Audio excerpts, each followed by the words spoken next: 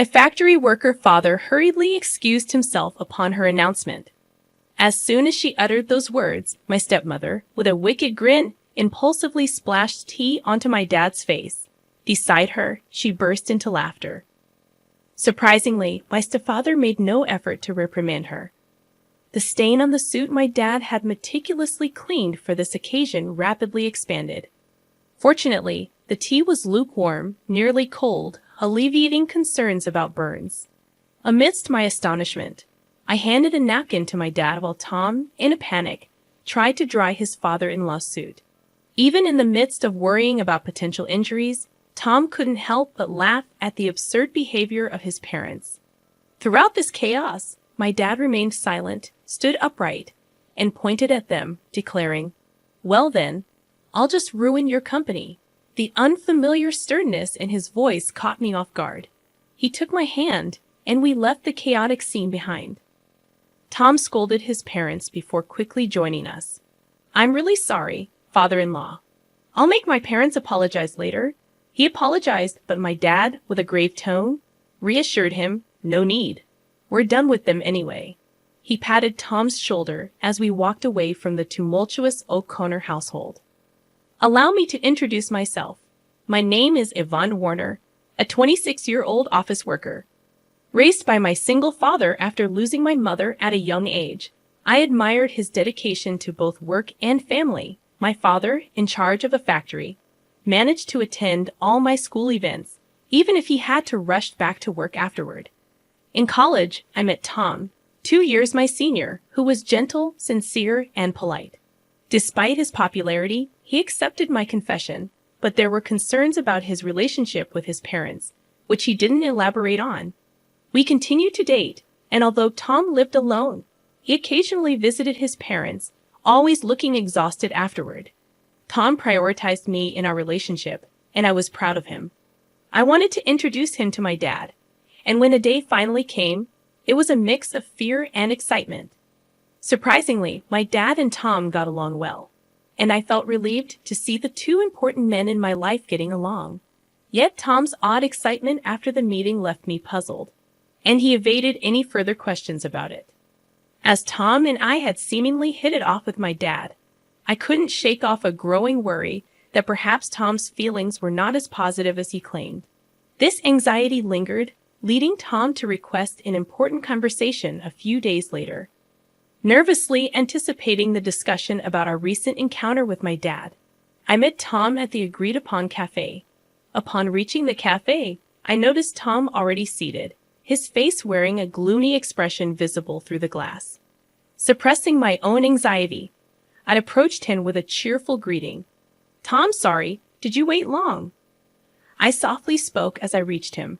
Startled by my touch on his shoulder, Tom exclaimed, "Well, Yvonne, you scared me." After a deep breath, he continued, "I'm sorry. I didn't mean to startle you. Please, have a seat." Sitting across from Tom, I ordered from the waiter, my concern mounting as Tom's downcast expression persisted. Hoping to encourage him to share his thoughts, I spoke up, "Hey, Tom, what's bothering you so much? Is there something wrong with my dad?" Tom, taken aback by the direct question, denied any issue with my dad, stating, "Absolutely not. I respect your dad. It's just that my. He trailed off, avoiding eye contact. Sensing the need to delve deeper, I sighed and pressed him. "If you're worried about something, I want to know what's on your mind." Tom took a deep breath, as if preparing himself, and began to disclose a shocking revelation. According to him, his parents were judgmental and lacked class, constantly interfering in his life.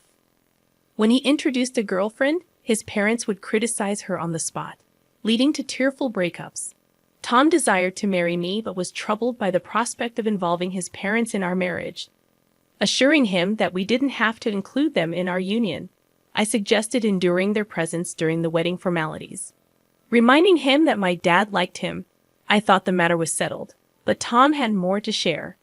He revealed that when he met my dad, he was surprised by the stark contrast to his own parents. Expressing a desire to become the son of such a great man, Tom shared his dilemma about marriage. While he was pleased that my dad liked him, he couldn't decide whether his parents should also become his in-laws. Tom brightened momentarily but sighed deeply afterward. In a moment of realization, Tom looked up and apologized. He proposed a unique solution. When we meet his parents for our marriage, could my dad come along? Tom hoped that the presence of someone so respectable might eventually influence his parents positively.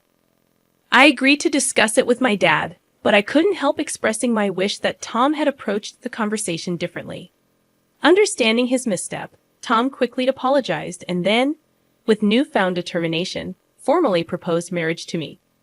Swiftly deciding to discuss the matter with my father, who was initially hesitant, I approached him with Tom when he formally asked for my hand in marriage. After obtaining my father's agreement, Tom and I arranged a date to meet his parents.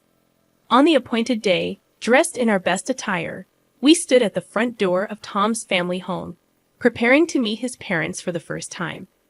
Given the unsettling stories I had heard about Tom's parents, my nerves were understandably on edge. My father, attempting to lighten the mood, encouraged us not to be too tense, assuring that Tom's parents were just overly concerned. His supportive pat on the back eased my anxiety slightly. When Tom rang the doorbell, there was no response, causing a momentary panic. Tom rang again, but still, there was silence. Not wanting to create a bad impression, Tom excused himself and entered the house first, leaving my father and me exchanging concerned glances. After what seemed like an eternity, Tom reappeared, looking flustered. Before I could inquire about the delay, he made excuses with a forced smile, promising us they would be ready soon. My father sighed in exasperation, and I couldn't shake the growing worry that this incident might jeopardize our wedding plans. Finally, Tom ushered us inside, where his parents awaited us. However, their demeanor was peculiar. His mother greeted us with a sly grin, while his father seemed disinterested, looking away.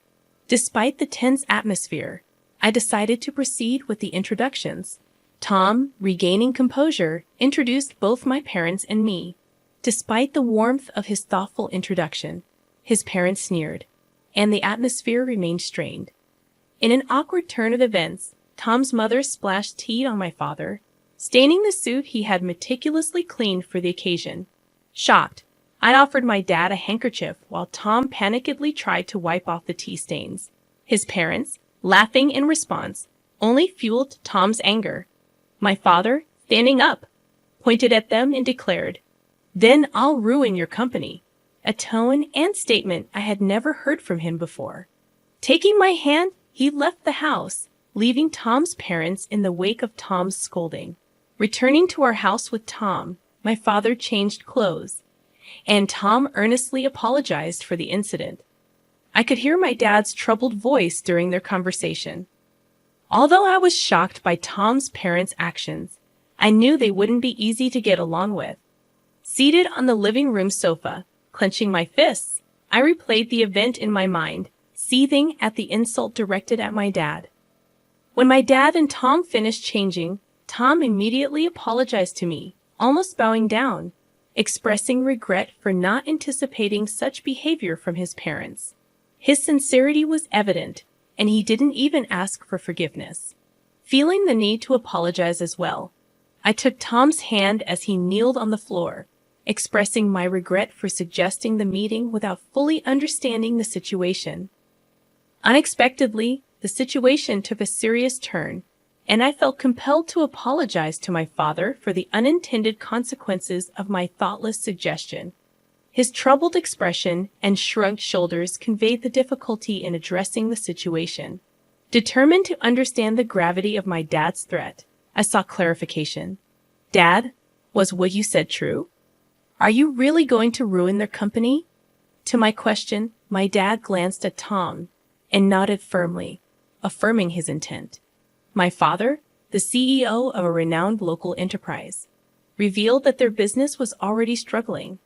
As the factory manager and CEO, he had started as a worker in the very factory, sacrificing his dream of becoming a painter to raise me alone after my mother's passing.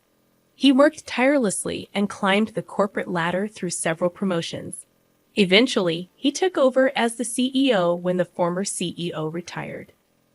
During our recent visit to Tom's family home, we discovered that one of the subsidiaries managed by Tom's father, my father-in-law, belonged to my dad's company. Unfortunately, Tom's parents' prejudices and Tom's mother's premature actions prevented this from being clarified, leading to the present situation. My father explained that his company faced management difficulties, contemplating downsizing without resorting to layoffs. Regret was evident in his words as he considered the impact on his employees. After Tom's serious conversation with my father, he proposed closing down the subsidiary where Tom's parents worked. Concerned about the consequences for Tom's parents, my father questioned if Tom was okay with it. Tom, resolute and having cut ties with his parents, expressed a desire for them to reflect on their actions. Despite the difficulty, he requested permission to get engaged with me. Moved by Tom's earnestness, I also pleaded with my father to allow our engagement. My father, crossing his arms, pondered Tom's words. Despite the recent incident, he eventually gave his approval, setting a condition related to Tom's parents being company executives. My father demanded to know Tom's plan for the employees and made it clear that our marriage would be off if Tom couldn't handle this responsibly. A few days later, Tom presented a plan to my father for his father's company's employees. He had arranged a meeting with my father to discuss possible job placements for all the employees. Tom showed genuine concern for their transition and offered to work for free until they were settled and producing results. He expressed his eagerness to compensate for any shortcomings with his work and salary, and once settled, to re-engage with me. Tom, demonstrating his earnestness, saw himself as partly responsible for his company's collapse and wished to be a positive force in the situation. Upon returning home, I discovered that our marriage would be delayed due to an unavoidable circumstance. When I greeted my father, he expressed, "Welcome back, Ivan. You heard right. I'm sorry for deciding such an important thing on my own, but I thought it wouldn't be fair if I were the only one happy." While he apologized, I seized the opportunity to propose working in the company with Tom, offering to work for free. I insisted that my father should accept Tom's proposal. Despite Tom's attempts to dissuade me, I desperately begged my father, who initially remained silent.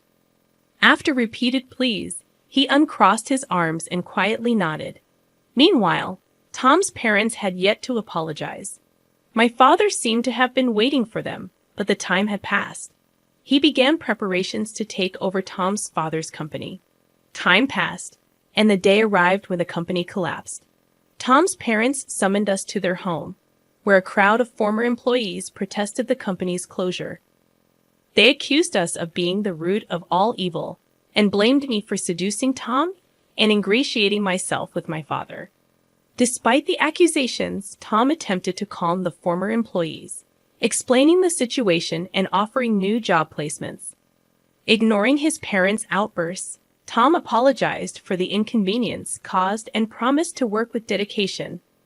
The former employees, reassured by Tom's efforts, began leaving, relieved and grateful.